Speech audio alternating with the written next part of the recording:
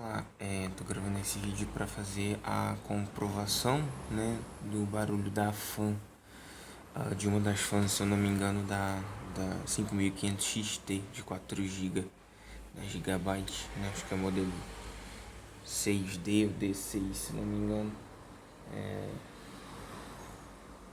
Então vamos lá, a fan atualmente no Adrenaline ela tá setada com 50%, e aí, vou mostrar aqui. Ela não tem barulho nenhum, né? Vou até ligar o flash aqui pra ver ela funcionando. Tá lá, ó. Não tem barulho nenhum.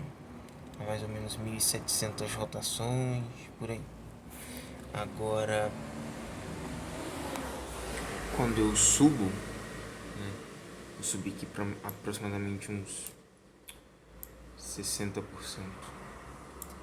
Ela vai subir ali pra 2300 rotações, mais ou menos 2000. Aí já começa, ó, o chiado. Provavelmente nessa fan aqui já dá pra ver o chiado. E se eu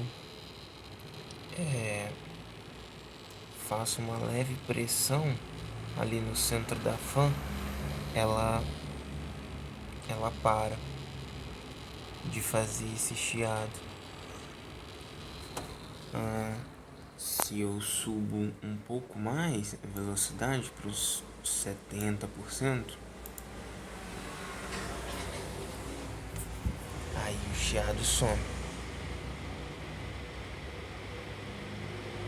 Então o que é um problema, porque por volta dos 60 a 65% é onde ela costuma trabalhar, né?